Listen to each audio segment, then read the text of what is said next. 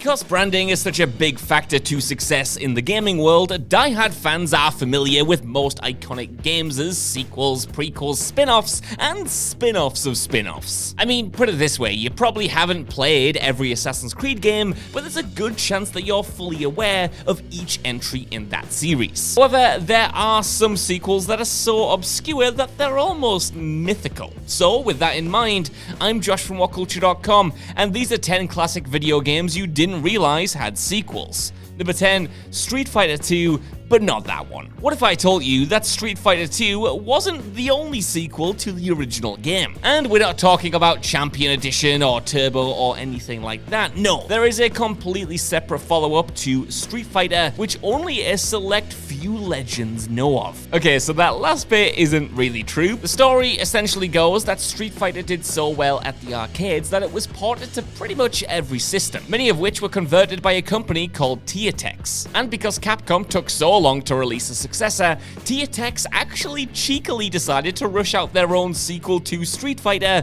called Human Killing Machine before pitching it to Capcom first. And if you think that's naughty, Teatex did the exact same thing when they made a sequel to Strider, which was also created by Capcom. Essentially, they were just kind of mugging Capcom off. However, few people were won over by Human Killing Machine, considering that you could only choose one character and that there was no two-player option. Instead of having distinctive combatants as well, Human Killing Machine had the player-face forgettable rivals, including a tray-bearing waiter, a matador, and a dog. It was a huge relief then that Human Killing Machine did so badly, since it didn't take the spotlight away from Capcom when they released the official Street Fighter 2, changing the gaming world forever. Number 9, Mega Man X Command Mission. Because Mega Man has a smorgasbord of games, it seems reasonable that fans probably would lose track of a couple. However, most staunch fanatics of the Blue Bomber are incredible at monitoring every entry in the original series, the X reboot, the Zero spin-offs, Star Force, the Legacy Collections, Legends, the remakes, the remasters, the Game Boy versions, the crossovers, the fan-made titles, and even the one where our hero plays football. But because there's about 4 trillion and 9 Mega Man games, even the most ardent gamers haven't heard of them all, most notably Mega Man X Command Mission. This entry follows the storyline of the X series, but has the turn-based mechanics of Mega Man Battle Network, as well as the awful voice acting of Mega Man 8. With its cel-shaded look, 3D graphics, and RPG style, Command Mission put a nice spin on the franchise at a time when Mega Man was spewing out the same old. Ironically though, Command Mission was overshadowed upon its release by, in a cruel twist of fate, Mega Man. Since it came out the same year as Mega Man Battle Network 5, Mega Man 03, Mega Man Anniversary Collection, the final installment of the Mega Man X Saga, Command Mission just got lost in the shuffle. And you know what, fair enough. Good lord, there's so many games in this series. Number 8, OKAMIDEN. Do you know how you can tell when a game is underrated? Well, Okami won a ton of awards, including a BAFTA, and is regarded as a classic, but still people complain that it's unappreciated. And these complainers, well, they're right. Okami isn't good or great, it's a bona fide work of art. The motion controls are magnificent, the woodcut watercolor composition is gorgeous, every song, mechanic, and character are all designed to perfection. But because Clover Studios' action-adventurer underperformed, its creator Hideki Kamiya stated that development on the announced follow-up had been put on hold indefinitely. The gaming community was of course heartbroken by the news, believing they would never get the chance to revisit the world of Okami. And although it never released a direct sequel, Okami did inspire a spiritual successor called OKAMIDEN. Even though it follows the same beats as the original and doesn't come close to matching it, OKAMIDEN is a wonderful pseudo-sequel that deserves just as much love as its predecessor. Sadly, few have played this game since it's only available on the Nintendo DS.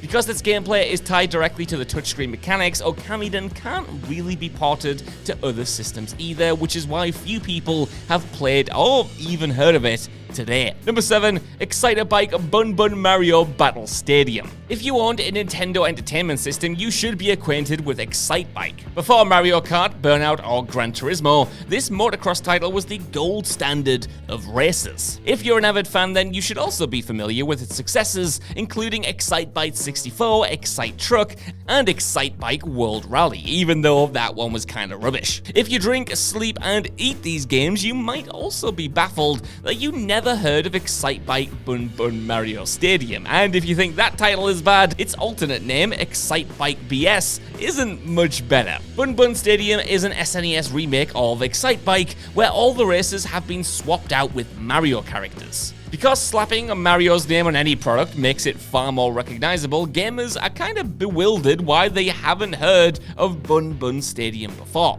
However, this reboot could only be played on an SNES with a Stellar View attached, which was an add-on available only in Japan.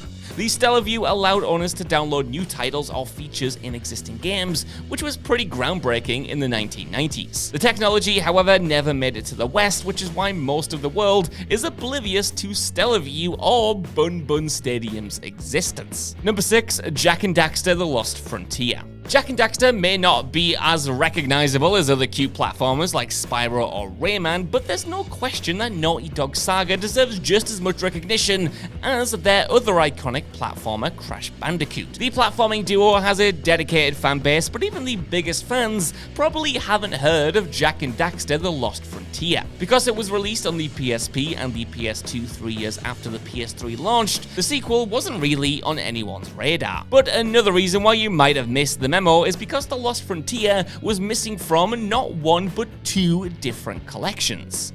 2012's Jak Daxter collection only contained remastered ports of the first 3 installments, while 2017's Jak Daxter bundle had every single game in the franchise apart from Jak Daxter: The Lost Frontier. The reason why this entry wasn't included in these compilations is simple. It was helmed by High Impact Games, not Naughty Dog. As a result, The Lost Frontier was excluded from both collections and is often regarded as the black sheep of the series. I mean, it's not great, but The Lost Frontier definitely didn't deserve to be discounted as if it never existed. Number 5, F-Zero CLIMAX. Who doesn't miss F-Zero? I mean, racing in outer space, zipping around courses at the speed of sound, the bombastically catchy background music. Because of all of these features, you can see why F-Zero was Nintendo's biggest racer. Save for Mario Kart, of course. I mean, how many driving games allow you to defeat your fellow racers just by outright killing them? That's why it's so disappointing then that this underrated gem has been on hiatus for nearly 2 decades. Even though F-Zero GX received universal praise, it's the last game in the saga released on consoles. But that doesn't mean that it was the final nail in the coffin.